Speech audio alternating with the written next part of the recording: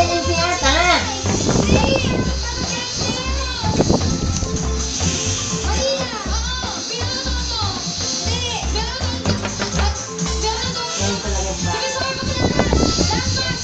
Sabi nito si Tata ito eh.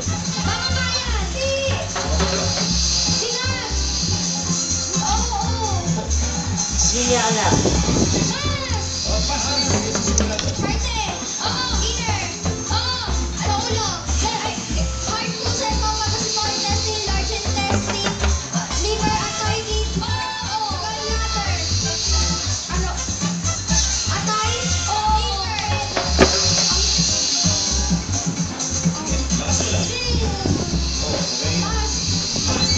Ay, bobo.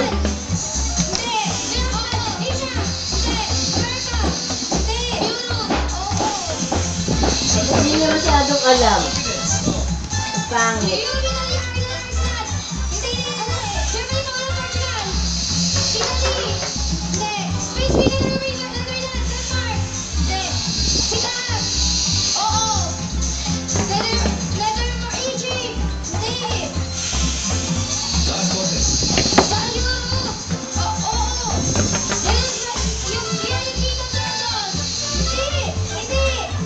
Wala na kayo?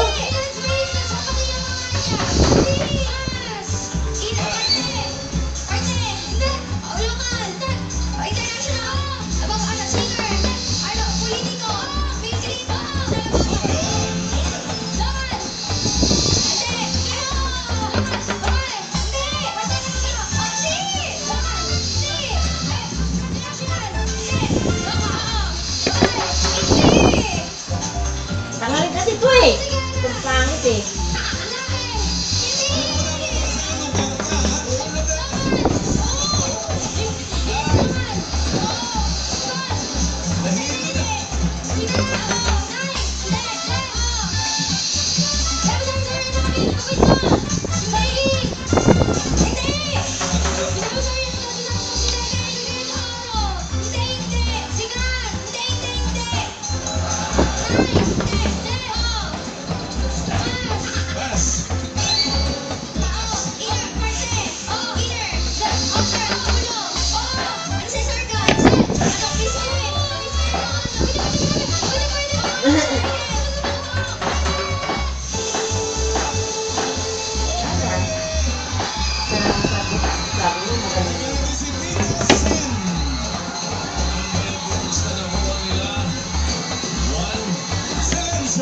At nakuha nila ito ng 1 minute and 58.64 seconds. Congratulations, Paco Catholic School!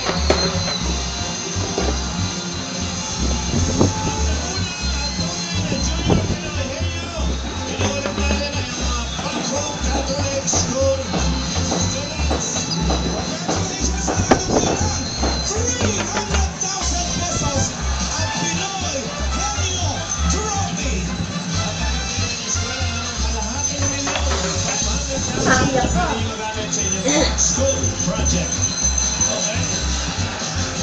Ang lilang certificate. Sino ang mag-away? Sino? Ayun ang employee na ilalim ng principal ng Paco Catholic School. Ayan po, ngayon po sila nakita-kita mga kaibigan. Sino si Principal? Loida. Principal Loida, ito po ang cheque na 500,000 pesos. Ganda ng cheque namin, no? Para saan niyo po gagamitin yan? Science para sa school niyo? Para po sa aming LCD at mga projector. Mga projects niyo. Projector, LCD, kailangan niyo yun, ma'am, no? Okay. O sabi natin, ngayon nalaman niyo na ang Paco, matulis talaga. Okay. Ano masasabi niyo? Habang umiiyak po ba? Sige, may balik ka.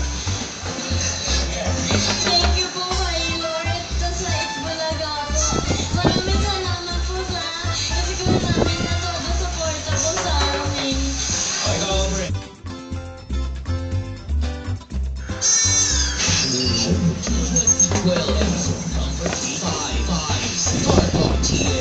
The show is a quality.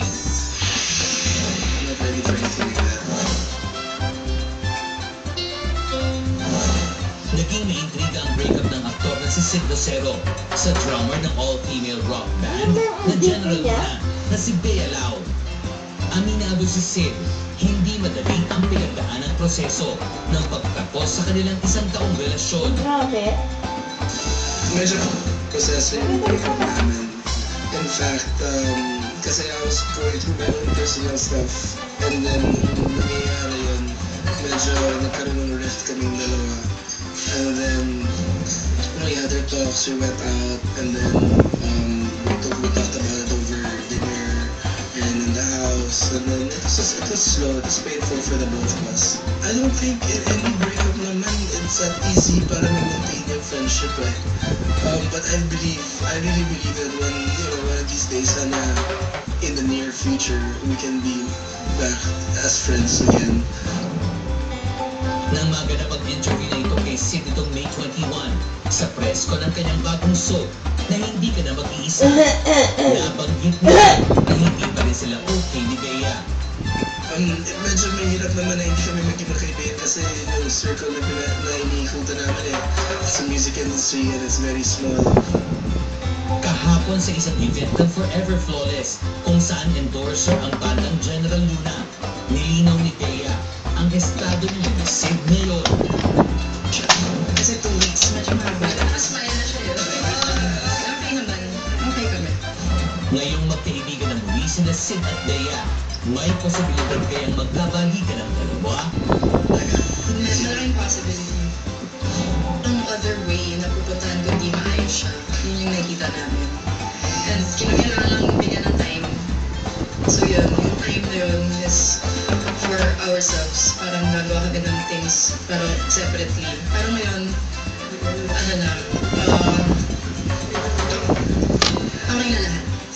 Ayon kay Bea, aware siyang nalilig sa Sid sa legacy co-star nitong si Heart Evangelista. Narinig ka. Ano pag-usapan? Friends lang. So hindi ka na-serious kaya? Hindi ka na-serious? Hindi kasi trabaho niya yun eh.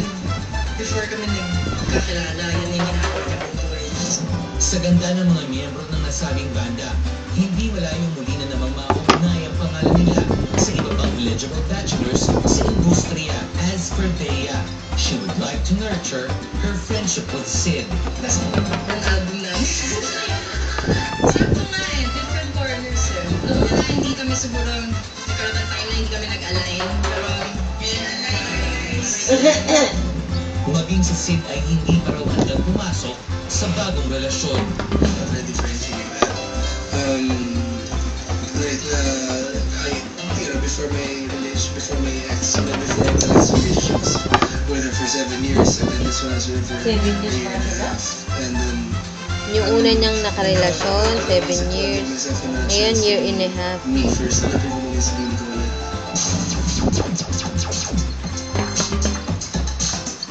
Kaya word for the day, align. Okay. Ay, sabihin mo na lang. Ikaw, ano yung context na sinabi niya? Ewan ko, abay na-align nila. Anyway, eto ang aming dahu ang dalawang female celebs ito na very competitive. Pwede ba ni Alisa Alano ito?